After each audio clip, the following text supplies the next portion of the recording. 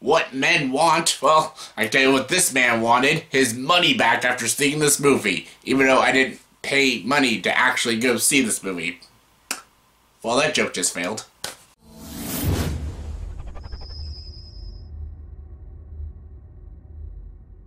Hey everyone, welcome to the review. Here's my review for the movie What Men Want. Yes, What Men Want stars Taraji P, Henson, Josh Brener, Tamara Jones, and a cameo of Shaquille O'Neal. And this movie is directed by Adam Shankman, who did a lot of musicals, some okay, some not the greatest. And yes, this is a remake of the early 2000s movie What Women Want. You know, the movie directed by Nancy Meyers, that had Mel Gibson and Helen Hunt about the guy who could read women's minds and stuff. This is basically the opposite end of the spectrum. This is a girl, she's a sports agent, and basically she gets treated not as well as the other guys because a lot of guys she works with, especially her boss, are all misogynistic jackasses, and basically she gets into an accident and then she can read the minds of all the guys and stuff, and she used that as her advantage, you know, to get a higher position in her job and, you know, help make more deals for NBA basketball players and shit like that. And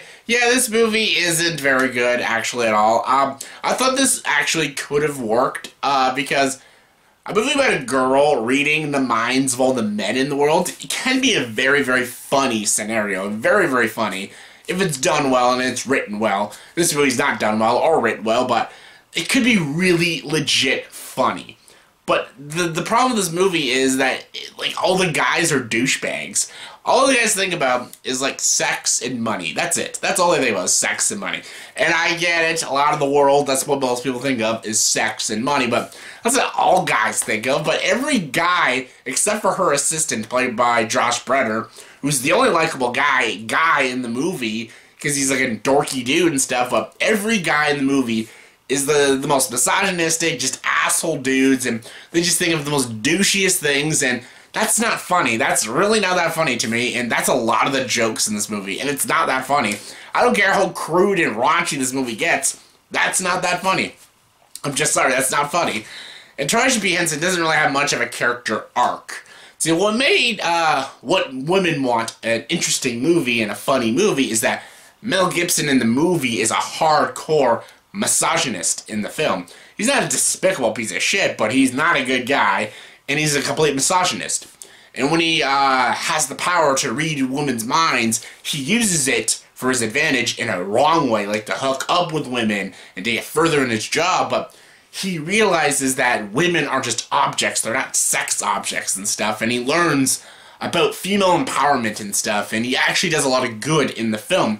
He learns how to be a better father to his daughter and stuff, and he even, like, helps a girl, like, stop from killing herself. Like, they deal with some heavy stuff in that film, and, like, he actually builds a real relationship with a girl, Helen Hunt and stuff, and all the women in that movie, they're smart characters. They're not just, like, tee-hee kind of girls and stuff. They're actually smart, independent female characters, because anytime he makes a misogynistic joke, he can read their minds and they just think he's a pig and an asshole, which he kinda is, but he has an arc through the film, and it's actually a very good character arc. Taraji P. Henson does have an arc in this film, but it doesn't come off very strong, and it's very clunky, and I'm just like, I don't know, I'm just like, and Taraji P. Henson is a very good actress, and she does play a pretty decent role, but again, she's just not written very interesting, and she's not a very interesting character. She does say a couple lines here and there that are kind of funny, but she's just not that interesting, and she's not a character I'm not really rooting for. I didn't root for anyone in this movie. Everyone was just kind of an asshole, except for the assistant, but he's just not that funny. He's just a typical dweeby guy. That's kind of it. That's his character. He's a very one-dimensional character. Every character in this movie is very one-dimensional. Her boss is one-dimensional. Even she's pretty one-dimensional. Every character is a one-dimensional character. And I'm not saying Mel Gibson in What Women Want was a very compelling and three-dimensional character, but at least he had an arc. And there was a romance in the movie that you really bought, and it was enjoyable. And seeing him go through all the stages and stuff, like him using his power for bad, but then eventually he wants to become a better father and stuff, and treat women better and stuff. There's a very nice scene with him and Marissa Tomei and stuff. There's a lot of very touching moments in that film, and that film's not like amazing or anything, but it is a pretty good film with some good comedy.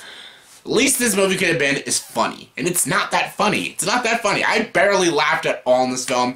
After an hour and a half into the film, the gimmick got really bored and tiresome, and I was just waiting for this movie to end. I was getting sick and tired and a bit annoyed with this movie, and yeah, I don't recommend it. It's not a rom-com, it's just a raunchy comedy, and it's not that funny. Like, Adam Shankman's done better films, so he should be a little disappointed in himself on this one, and the script was really bad. It was really bad, and this movie could have worked. Like, even if they didn't want to make it a very compelling, interesting, three-dimensional story, like, if they didn't want to do that, that's fine, but make it funny. And a movie about a girl reading guys' minds can be very, very funny. You can make that super funny. In this movie, not funny. And there's a lot of scenarios in this film that could have been super funny. Even the scene, like, from the trailers that looked funny is that poker scene. I thought that could have been a very, very funny scene. But it doesn't go anywhere. They say all the funny jokes in the trailers, and it just doesn't go anywhere. Nowhere funny. So yeah, if you're expecting a really cool, funny, hilarious film, you're not going to get that. If you're expecting a very compelling romantic comedy, you're not going to get that. If you're expecting a movie that's just as good or better than What Women Want, then you're not going to get that either. I don't know what you're going to get out of this movie. I just got a really bad comedy film. I didn't really like it. Taraji P's okay. There's a joke here and there that made me laugh, but I was kind of sick and tired of it, and I was annoyed of it. So yeah. On a scale of 1 to 10, I'm going to give What Men Want, yes, I was about to say What Women Want, but no, that's a better film. What Men Want, I give this movie a 3.7 out of 10. Not a good film, don't recommend it. So yeah, that's my review for the movie What Men Want. So in the comment section below, please tell me, what is your favorite movie that has Taraji P. Henson? Yep, she's a good actress. What is your favorite Taraji P. Henson movie? For me, man, I should have really thought of that before I asked that fucking question. She was in Ralph Breaks the Internet. That was good. I don't know if this is her best movie. Keeps Kiss Benjamin Button. She's pretty good in that one. Sure, let's go with Benjamin Button. That's the one I can think of off the top of my head. All I'm thinking about is really bad Tyler Perry movies or her awesome show like Empire. She's so good in that.